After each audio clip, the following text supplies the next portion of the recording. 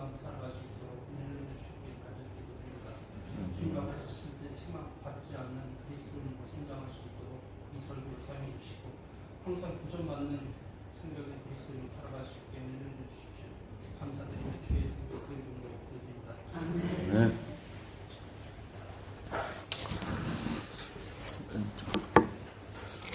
우리가 성경에 보면 기적, 이적 또는 표적 그런 부분들이 많이 있습니다. 또 신비라는 부분도 있죠. 다 이렇게 공통점이 뭐냐면 사람으로서는 이렇게 할 수 없는 것을 그런 현상이 벌어지는 걸 봤을 때 이제 그런 표현들을 합니다. 제가 이 말씀 왜 드리냐면 아까 테너 연습하는 걸 들었는데요. 제 눈에는 그게 기적입니다. 기적. 세상에 그 누구가 뭐라 그래도요. 제 눈에는 그게 기적입니다. 우리 처음에 찬양대 만들 때 5명, 6명 그 5명, 6명이 앞에 서니까요. 여기 앉아있는 사람이 없었어요. 그다음 멜로디만 하자. 멜로디만. 남녀 구분 없이 다 멜로디만 하자. 근데 어느덧 주기적으로 그 자리를 잘 지키시는 분들이 나왔고 우리 자매님들이 파트를 가르기 시작했고 또 우리 형제님들 중에 테너를 하겠다 그러시는 분이 있어서 남자 파트가 또 갈라질 수 있었고 이제 베이스 파트만 나오면은 흔히 말해서 이제 규격이 합쳐지는 거죠. 아무리 조그만 교회를 가든 큰 교회를 가든 대개 보면 그렇게 사부로 나눠져 있습니다. 돈을 주고 일하는 사람을 쓰는 한이 있더라도 그렇게 하려고 그러죠. 솔로리스트라는 사람들을 용돈을 줘가면서까지 박아놓고 그 정도는 해야지 된다. 뭐 이런 그런 거 있지 않습니까? 우린 유튜브로 방송이 나갈 망정, 멜로디만 할 망정, 우리 성도들이 자원하는 마음으로 이렇게 찬양을 했는데요. 지난주에 홍봉경제님이 우렁차게 테너하는 것을 내가 깜짝 놀랐거든요. 몇 명이 하는 줄 알았어요. 근데 오늘 전호성전님하고 둘이 연습하는 거 보니까 내가 저 목사실에서 듣고 있다가 가슴이 뭉클했습니다. 야, 우리 교회도 테너 파트가 생겼구나. 그죠? 다른 교회가 보면 웃을지 모르겠. 다른 교회가 보면 참 목사가 별 얘기를 다 한다 이럴지 모르겠는데요. 저는 우리 교회에 하나님 주신 기적이라고 생각이 됩니다, 여러분들. 그것을 같이 여러분이 누리셨으면 좋겠다 생각이 돼서 말씀을 드립니다. 지금 우리가 오전에 하는 성경 공부는 교회의 징계입니다. 보통 이 감옥소에서의 징계 그러면은 그건 어떤 뜻이 있냐면은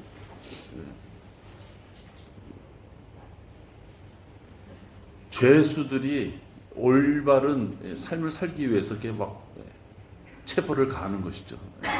우리가 보통 학교 다닐 때 요즘은 그런 일 없습니다만은 막 빨래 그 하는 밀대로 막 맞고 그랬어요. 그죠? 남자분들은 뭐 선생님들이 그냥 사랑의 매 이래가지고 진짜 대걸레 자루를 갖고 다니면서 막 휘둘렀죠. 확 때렸어요. 그러던 시절이 있었어요. 그러니까 학교에서 징계는 어떤 의미가 있냐면 그 학생이 올바르게 성장하기 위한 징계예요. 그러니까 학생이 올바르게 성장하면 그 학교도 빛이 나겠죠. 그죠? 학생이 엉망인데 그 학교가 빛을 발휘할 수가 없어요. 그러니까 완전히 이렇게 칼로 자르듯이 그럴 수는 없어도 학교에서 선생님이 매를 들었다라는 의미는 그 학교를 빛내기 위해서 매를 들었다기보다는 그 학생이 삐뚤어된 잘못된 길로 나가지 않게끔 만들기 위하여서 그 학생한테 손을 대는 거죠. 그러니까 그게 학교의 징계예요. 우리가 지금 배우는 이 교회의 징계는 여러분들 잘 생각하셔야 돼요.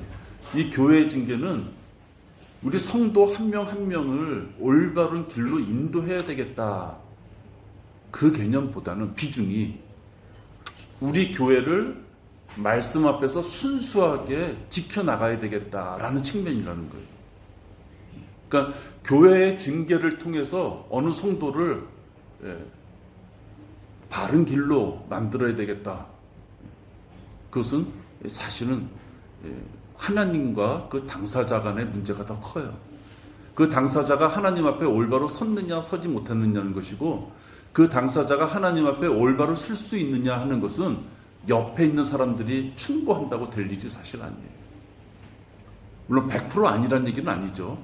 우리가 교제하면서 또 어떤 권고를 들으면서 이건 내가 잘못됐구나, 그런 걸 알 수도 있죠. 근데 이 교회의 징계라는 것은 비중이 한 성도 한 성도를 올바른 길로 데려가는 것보다는 이 교회가 어떠한 성도들로 인해서 혹시 순수함 잃어버리게 된다면 그것을 지켜나가기 위한 것, 징계다 하는 거예요. 그래서 간혹 이럴 수 있어요. 한 개인으로만 보면 약간 사실 누구나 할 수 있는 약간의 실수인데 라는 측면이 들 수 있어요. 그죠? 근데 그 개인이 하는 실수가 반복이 돼서 조금 반복이 돼서 결국은 우리 교회 전체에 어떤 해를 끼친다라고 했을 때는 질책할 수 있다는 것이에요. 따라서 우리가 이 교회에서의 징계, 누구를 권고하고 또 누구를 질책하고 할 때 그 사람에 대한 개인적인 어떤 인품이나 그걸 갖고 얘기하는 것이 아니라 내가 누구한테 권고하려고 했을 때 그 권고를 하려고 하는 그 상대자가 교회의 흐름으로 봤을 때 올바르게 생활하지 못한 점, 그 일을 가지고 권고를 해야 되는 거예요. 그러니까 그거를 우리가 자꾸만 헷갈리면 안 돼요. 우리 교회는 물론 그런 일이 없습니다만은 일반 교회들 가보면 조금 오래됐거나 성경 좀 안다고 생각하거나 자기가 똑똑하고 생각되거나 또는 직분이 있거나 또는 왜 이런 사람들 있죠. 단적으로 얘기하면 목사한테 꽤 신임을 받는 듯한 것을 표시내는 사람. 이런 사람들이 옆에 있는 지체들이 뭘 잘못하고 그랬을 때 지적질을 할 수가 있어요. 우리 교회의 징계는 그런 지적질의 차원이 아니라는 거예요. 그걸 우리가 잘 명심해야 돼요. 우리 교회가 이제 지금 이렇게 한 40명 가량이 경배를 드리는데요. 혹시 우리 교회도 뭐 400명이 되고 4,000명이 되면 어떠한 일이 있을지 모르죠. 사람들끼리 모인 곳이기 때문에 별날 일이 다 있을 거예요. 그럴 때 항상 우리가 보는 판단은 왜 저 사람이 내 입맛에 안 맞을까? 왜 어떻게 저런 성격을 갖고 교회 생활을 할까? 그게 아니고 말씀에 비추어 봤을 때 그가 바른 일을 못했을 경우에 그 한정에서 교회의 징계라는 측면을 봐야 된다. 그래서 이 고린도전서에 보면은 이제 바울이 징계라는 부분에 대해서 예를 들었어요. 아주 극단적인 예인 것 같아요. 별로 흔하지는 않죠. 고린도서 5장 1절 보시기 바랍니다. 흔하진 않지만 이런 죄를 범했음에도 불구하고 눈을 감는다면 그건 안 되겠다라는 걸 얘기해요. 우리가 생각해 보는 것은 이렇게 큰 죄를 범했는데도 어떻게 가만히 있을 수 있을까? 그러면 왜 가만히 있을 수밖에 없는 그런 상황이었을까? 그것도 한번 우리가 생각을 좀 해가면서 봐야 될 것 같아요. 너희 가운데 고린도전서 5장 1절입니다. 너희 가운데 음행이 있다는 것은 다 알려진 바로되 즉 어떤 자가 자기 아버지의 아내를 취하였던 것이니 그러한 음행은 이방인들 가운데도 없는 일이라. 이런 일은 개되지만도 못한 일이죠. 그죠? 그러니까 여기서의 자기 아버지의 아내라는 것은 계모를 얘기하는 거예요. 계모. 그러니까 고린도전서의 교회에 성도였음에도 불구하고 이런 일이 있다는 거잖아요. 그죠? 아무리 말세다 세상이 악해간다 하더라도 고린도전서에 있던 초대교회보다는 지금이 더 악해졌다고 볼 수도 있는데 지금도 이런 것은 아버지 아내를 음행하는 것은 지금도 상상하기 힘든 일이잖아요. 근데 이미 초대교회 때 AD 한 60년대에 지금부터 약 2000년이죠. 2000년 전에 이런 일이 있었다는 거예요. 레위기 18장 8절 보십시오. 이 죄가 얼마나 큰 죄냐. 그냥 단순하게 어느 한 사람이 저질렀던 음행이냐 하면 그것이 아니라 하나님께서 성경의 맨 앞부분에 있는 레위기에 이런 죄가 있을 거라고 생각해서 특별히 언급한 죄라는 거예요. 레위기 18장 8절.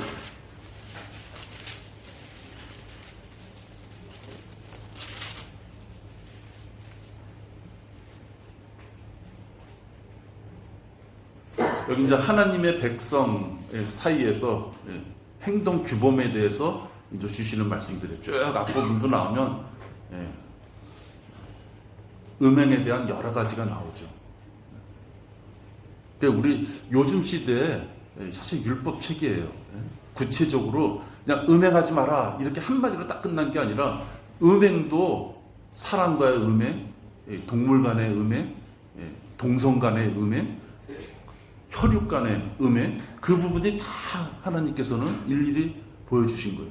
그러니까 이게 하나님께서는 이미 인간의 그 습성을 가지고 그 육신의 기질을 가지고서는 이런 일이 벌어질 거라는 것을 거룩한 분이 아신다는 거 아니에요. 아마 하나님께서는 이러한 율법을 주시는 것 자체, 율법을 주시기 위해서는 이런 내용을 하나님의 입에 담았어야 될 거 아니에요. 거룩하신 분이 얼마나 괴로우셨을까. 이런 내용을 담는 것이. 여기 보세요. 8절에 보면 너는 내 아비의 아내의 벌거벗음을 드러내지 말라. 그것은 내 아비의 벌거벗음이니라. 설명할 필요가 없죠. 근데 이러한 죄를 저질러요. 어디서? 창세기에서. 이제 더 좀 앞으로 가야죠. 창세기 49장 3절이에요. 우리들에게 인류의 족보 하면 쭉 올라갈 수 있는 아담까지 올라가기 위해서 반드시 우리가 거쳐야 되는 그 대상들.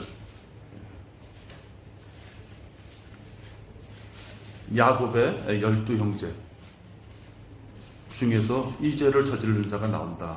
49장 3절입니다.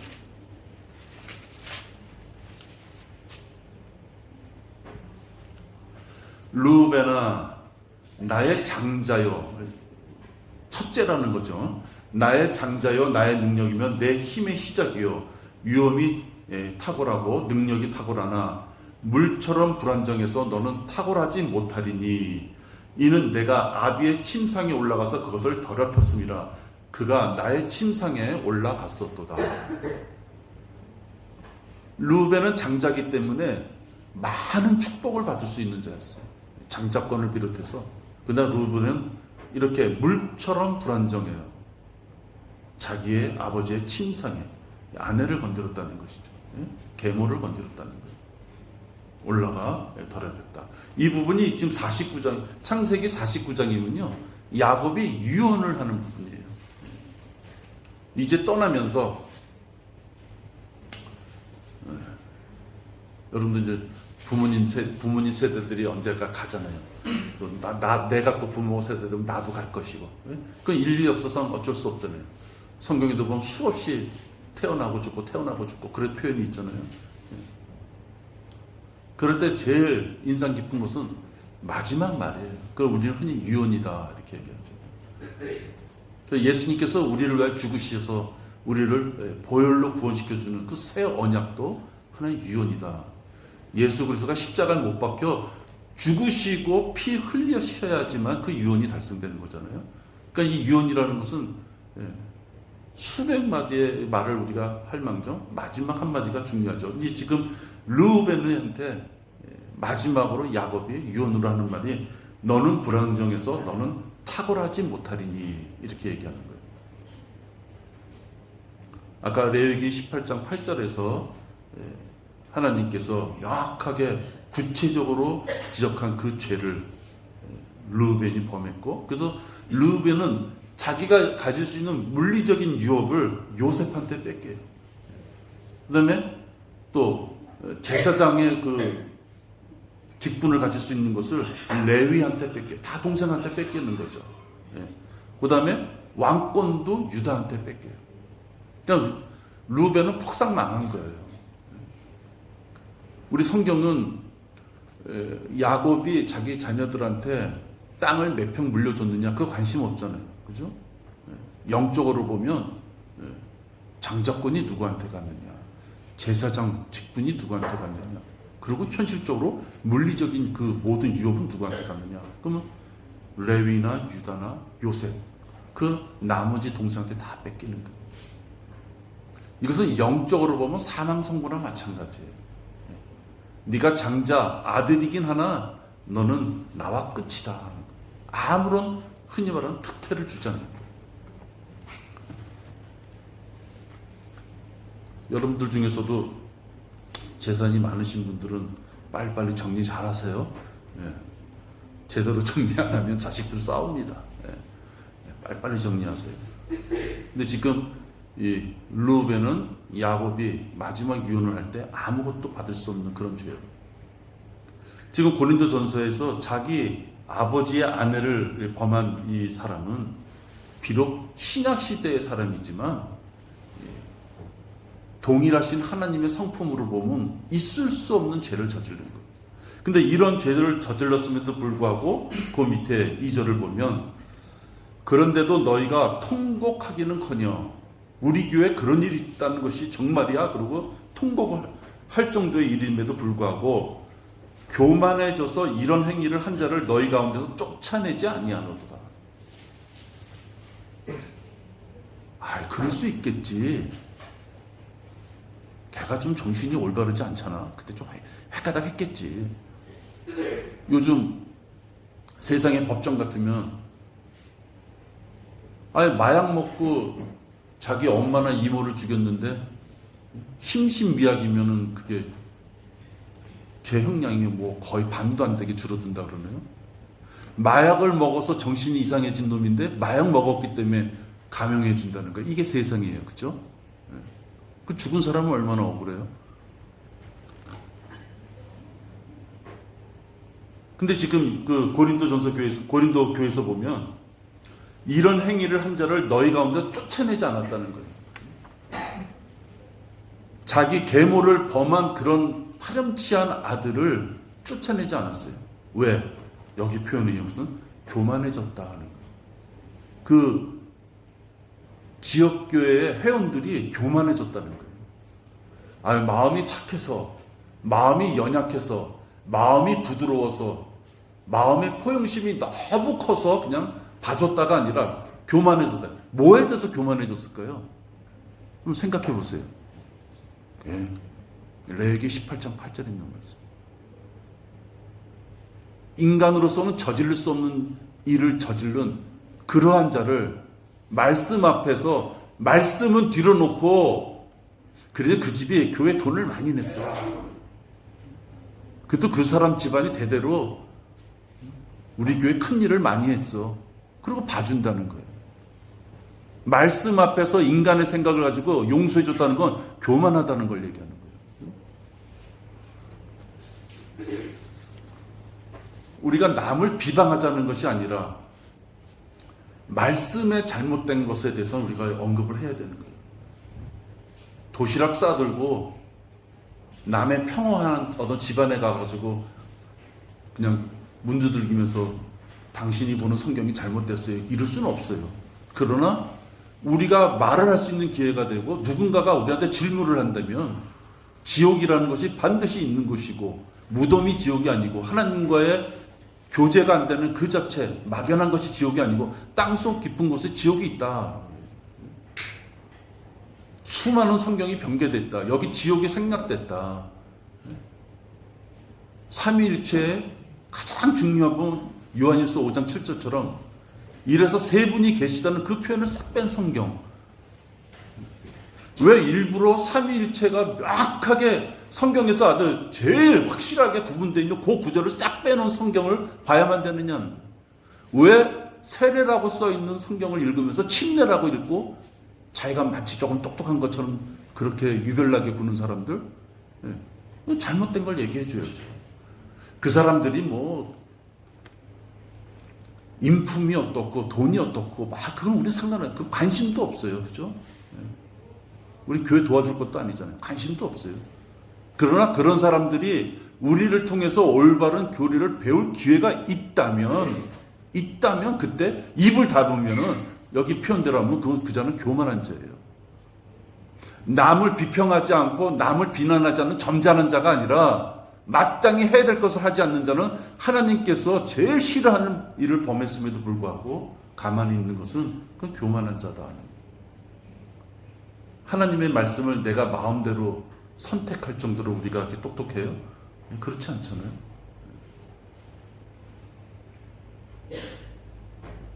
3절에 보세요. 그러니까 이제 바울이 못 참는 거예요. 내가 참으로 몸으로는 떠나 있으나 너희들하고 좀 거리적으로 보면 물리적으로 멀리 떨어져 있지만 영으로는 함께 있어서, 이게 그리스도의 몸으로 함께 있는 걸 얘기하는 거예요. 구원받은 자는 한 성령으로 인해서 한 몸, 그리스도 몸 안으로 들어갔기 때문에 그리스도의 몸에 우리가 다 지체로서 붙어 있는 거예요. 한 몸, 그리스도의 몸에 우리가 지체로서 더덕더덕 수십 명, 수천 명, 수만 명이 붙어 있는 거예요. 그러니까 우리는 한 영으로 같은 거예요. 비록 거리로는 물리적으로는 멀리 떨어져 있지만 한 영으로 같기 때문에 너희들이 범한 죄에 대해서 바울도 알고 있기 때문에 이런 행위를 한 그 자를 내가 마치 거기에 있는 것처럼, 자기가 거기에 있는 것처럼 이미 판단하였느라. 이 판단은 당연한 것이죠. 어떤 판단이겠어요? 나도 너희들과 같이 용서해 주겠다는 판단이 아니라 그를 내치라는 판단이에요. 여기서 바울은 그가 어떤 사람이었느냐? 교회에 헌신했던 사람이냐? 그가 교회에 큰 나름대로 도움을 줄 수 있는 사람이냐? 그걸 묻지 않아요. 4절, 5절 보세요. 그 밑에. 우리 주 예수 그리스도의 이름으로 너희와 나의 영이 함께 모인 것은 우리 주 예수 그리스도의 능력으로, 이 영이 함께 모였다는 건 지체가 됨을 얘기하는 거랑 마찬가지예요. 그러한 자를 사탄에게 넘겨주어, 사탄에게 넘겨준다는 것은 그가 죽음 가운데에 넘어질 수 있다는 거예요. 그가 구원받았으면요 다시 마귀의 자녀가 되지는 않아요. 자기의 아비의 아내를 범한 죄를 졌지만 그가 어느 순간에 진정으로 예수 그리스도를 마음의 주로 영접한 자라면, 그렇게 영접한 자가 과연 그런 짓을 저질렀을까? 우리 인간적으로는 그런 생각할 수 있어요. 그죠? 어떻게 그런 놈하고 내가 흔히 말하는 천국을, 하늘나라를 같이 가? 저 더러운 놈하고. 우리 인간적으로 그럴 수 있는데, 우린 교리적으로 얘기하면 한 번 구원받아 그리스도의 몸의 지체가 돼서는 더 이상은 어떠한 것으로도 그를 잘라낼 방법이 없어요. 그가 죄에 대한 대가는 하나님이 물으시겠지만 어쨌든 간에 사탄에게 넘겨준다는 건 다시 마귀의 자녀로서 가라는 것이 아니라 죽음 가운데 그를 넘겨라 이 뜻이에요. 그래서 그 육신을 멸망하여도, 죽음을 얘기하는 거죠. 그 영은 주 예수의 날에 구원받게 하려니라. 이 하나님의 아픔일 수도 있어요. 그런 못돼 먹은 놈은 사탄에게 넘겨줘서 그의 육신은 멸망, 약하게 되거나 잠들게 될 수 있는 부분으로 넘겨주되, 그의 영은 과거에 한번 구원을 받았으니 주 예수의 날에 다시 그 영은 하나님께서 그의 행위에 대한 마땅한 징계를 주시겠지만 그 영은 다시 지옥에 보낼 수 없다.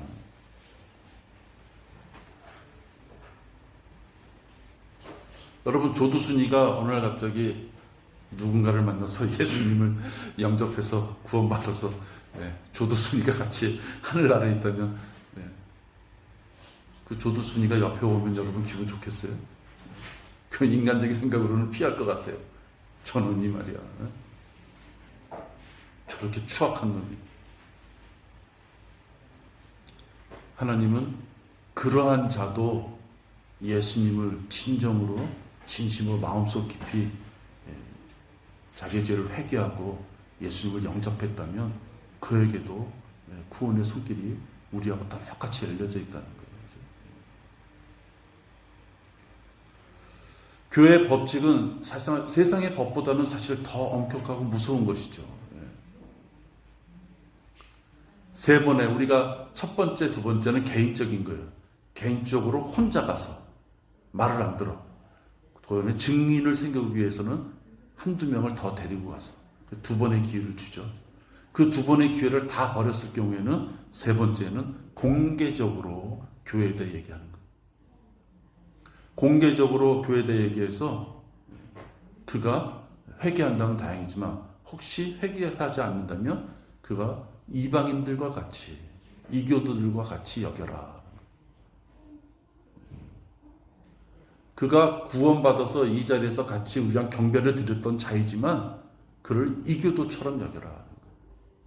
교제하지 말란 얘기를 하는 거죠. 추례를 얘기하는 거예요. 추례.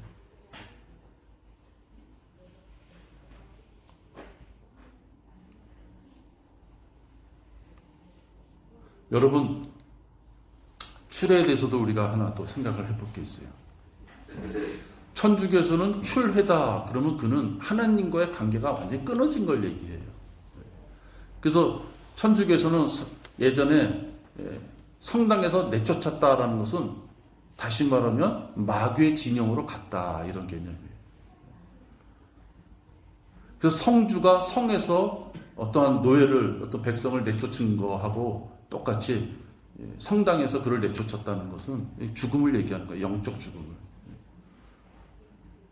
우리 지역교회에서 누군가가 죄를 범해서 도저히 우리 교회를 말씀의 순수함으로부터 저자를 정리해야 되겠다라고 하면 우리가 다 같이 회의해서 추례하기로 했습니다. 내보내죠. 그죠? 혹시 우리가 그런 경우에서 누구를 추례했다면 우리는 우리 지역교회 내에서 지역교회 요 3층에 모여서 예배드린 요 지역교회 내에서 추례한 것이지 그가 하나님으로부터 잘려나가서 지옥에 갈 자다 이렇게 얘기하면 안 되는 거예요. 출회라는 것은 지역교회 내에서도 떨어져 나가는 거예요. 그래서 우리 교회 안 다니는 사람을 누굴 보고 무슨 이유든지 간에 좀 추닥추닥 안 나와 예를 든다면 다른 교회로 갔어. 지옥 갔어. 그러면 안 되는 거예요. 그죠? 우리 교회 안 나온다고 다른 사람을 지옥 갔다고 얘기하면 그 사람이 가게 영접했던 사람이라면 우리가 그걸 안다면은 그 사람을 지옥 갔어라고 저주하면 안 되는 거예요. 나 다니는 교회 한 목사가 그랬던 거예요. 뭐 여러 가지 이유로 뭐 징계를 하든 뭘 하든 이유가 됐어. 내보냈어. 어저께까지 그냥 기도시키고 설교시키고 강사시켰던 사람인데 갑자기 무슨 일 때문에 그 교회를 못 다니게 되면 그 사람 지옥 갔다고. 그 교리적으로 있을 수 없는 거예요. 그죠? 그러니까 여러분들 그걸 헷갈리면 안 돼요. 우리 일반 교회에서도 보면 마치 자기 교회 안 오고 다른 교회 가면 지옥 갔다고 표현하는 사람도 있어요. 내가 우리 셋째 정의 얘기했잖아요. 그 교회에 나오겠다 그랬더니 그 사모가 막 저주했다 그랬잖아요. 그게 말이 안 돼요. 그죠? 우리도 그런 실수를 범해서는 안 돼요. 여기서도 보면 육신은 멸망케 하여도 사탄에게 넘겨줘서 육신은 멸망케 하여도 그 영은 구원받게 하라. 이게 하나님의 마음인 거예요. 우리 교회는 여러 가지 이유로 해서 못 나오게 됐을지 몰라도 그 사람을 하나님의 자녀가 아닌 것처럼 한마디로 말해서 구원 못 받고 지옥에 가는 것처럼 그렇게 저주하는 말을 하면 안 됩니다.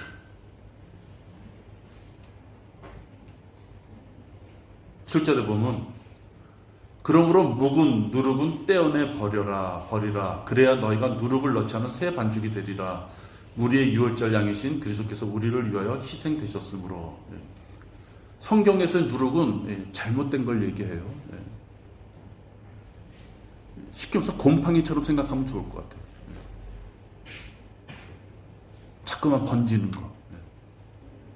이 빵에서의 누룩은 조금 넣었더니 빵이 커졌어요. 약간 뭔가 좋은 이미지 같아요. 그죠? 빵에서 누룩, 효모라 그러나 하여튼 뭔가를 넣었더니 빵이 막 부풀어 폭신폭신하고 맛있고 덩치도 커지고 마치 풍성해지고. 그래서 제도권계에서는 이 누룩을 좋은 의미로 쓰는데 성경에서는 누룩 좋은 의미가 아니에요. 여러분 이제 성경 이제 민수기로 넘어갔죠. 예. 그 레위기 읽을 때 보세요. 하나님 앞에 드리는 거에는 누룩은 일부러 누룩을 언급하면서 빼요. 누룩 빼라, 누룩 빼라, 누룩 빼라. 그죠? 가끔가다 이제 꿀도 태우지 말란 말이 있죠. 누룩은 오순절날 빵을 만들 때 그때는 넣어요. 왜? 교회라고 하는 것은 이방인과 그 다음에 유대인이 합쳐졌을 때 우리 여기 나오는 거야. 우리 여기는 다 지금 우린 이방인이에요. 그죠? 우리 여기 다 이방인이에요. 근데 어느 유대인이 하나 지나가다가 나도 예수님 믿고 영접하겠다고 해서 여기 딱 앉아 있으면 유대인은 절로 가세요. 그런 게 아니에요. 그죠? 신약교회 교회 시대에는 지역교회는 누가 이루느냐? 유대인 플러스 이방. 즉 그 말은 뭐예요? 온 인류가 다 예수 그리스도의 복음을 믿으면 이 자리에 앉을 수 있는 거예요. 그래서 누룩이 섞인 빵을 만들어요. 유일하게. 그래서 누룩은 나쁜 의미인데 여기서 보면 묵은 누룩은 떼어내버려라. 그러한 자는 누룩이다. 그렇게 음행을 저지르는 자는 칼로 잘라내서 떼어내라. 8절에 보면 우리가 그 명절을 지키되 묵은 누룩이나 또 악하고 가증한 누룩으로도 말며 오직 누룩 없는 성실과 진리의 빵을 가지고 지키라. 10절에 보세요. 이는 이 세상에 음행하는 자들이나 탐욕하는 자들이나 약탈하는 자들이나 우상 숭배하는 자들과 전혀 함께하지 말라는 것이 아니니 그렇게 하면 너희가 세상 밖으로 나가야 할 것이라. 또 착각하지 말라고 말씀하는 거죠. 교회 내에서의 누룩은 떼어낸다고 얘기를 하니까 아예 처음부터 세상 사람들하고는 등지면서 살아라 이 뜻이 아니라는 거예요. 그죠? 우리가 복음을 전한다는 것은 우리 교회 내에서만 복음 전하는 건 아무 의미가 없어요. 이번에 우리 전도지도 다시 보니까 8,000장 만들었더라고요. 전도지도 다시 만들어요. 우리끼리 전도지 주고받을 일이 뭐가 있어요. 그죠? 전도지를 만들고 복음을 전파하라는 것은 세상에 나가서 세상 사람들하고 부딪히면서 우리는 살아야 된다는 걸 의미해요. 지금 얘기하는 것은 교회 내의 말씀의 순수함을 지키기 위해서는 그 누룩을 반드시 제거해야 된다. 11절에 또 보세요. 또 구체적으로 나옵니다. 그러나 이제 내가 너에게 쓰는 것은 만일 형제라고 하는 어떤 자가 음행을 하거나 탐욕하거나 우상을 숭배하거나 욕설하는 자이거나 술 취하는 자이거나 약탈하는 자이거든 사귀지도 말고 그런 자와 함께 먹지도 말라나. 교제를 끊어라 이 뜻이에요.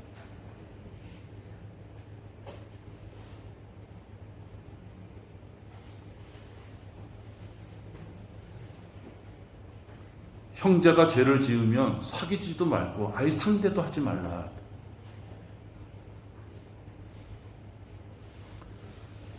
밖에 있는 자들을 판단하는 것이야 내게 무슨 상관이 있으리오마는 안에 있는 사람들은 너희가 판단하느냐. 우리가 세상 것을 이렇게 뒤척뒤척하면서 세상 것에 가지고 우리가 염려하고 세상 사람들을 어떻게 선도할 것이냐 그런 거에 관심 갖지. 사회사업 같은 거 무슨 방법위원 그런 거에 연연하지 말라는 거예요. 우리가 지금 누군가를 공부하고 질책해서 올바른 길을 가게 하는 것은 지역 교회 내에 있는 회원을 상대로 하는 거예요. 여러분 보고 여러분 주변에 여러분 친척 누군가에 가서 선하게 말씀으로 공고해서 무엇인가를 이루려고 하지 말라 하는 거예요. 13절에 보세요. 5장 13절. 밖에 있는 자들은 하나님께서 판단하시나니 그러한 악한 사람은 너희 가운데서 쫓아내라.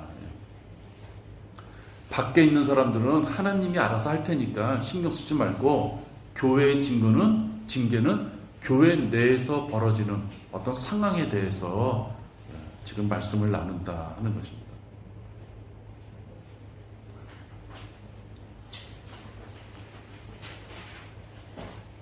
오늘 누군가가 자기 아버지의 아내를 범했기 때문에 일이 벌어졌어요. 개인적으로 봐도 잘못된 일이죠. 그러나 이것이 공적으로 그 교회에 많은 문제를 일으킨다면 그것은 개인의 일이 아니기 때문에 반드시 그 교회에서 판단하고 심판하고 질책을 해야 된다는 것을 얘기합니다.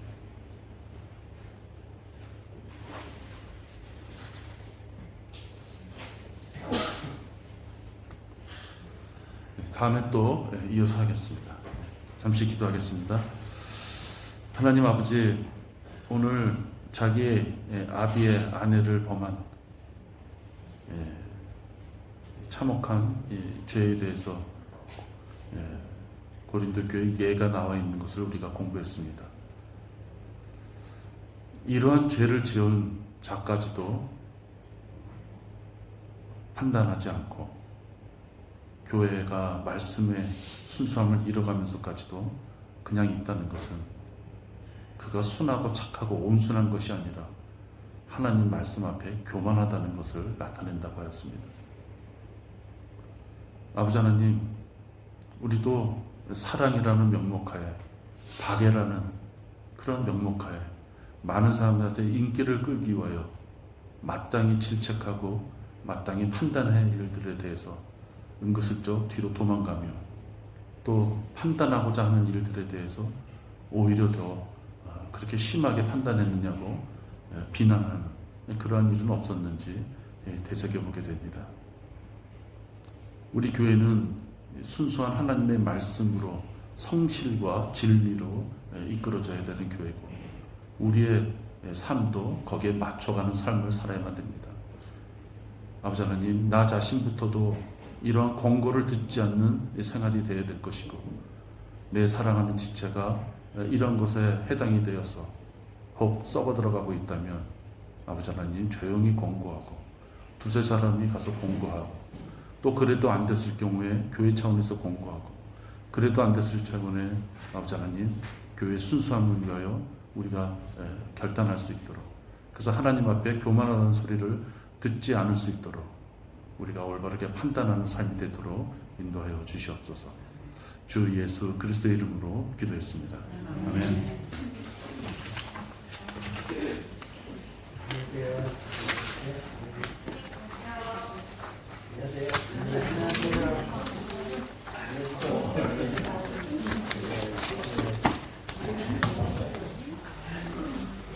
어서 오십시오.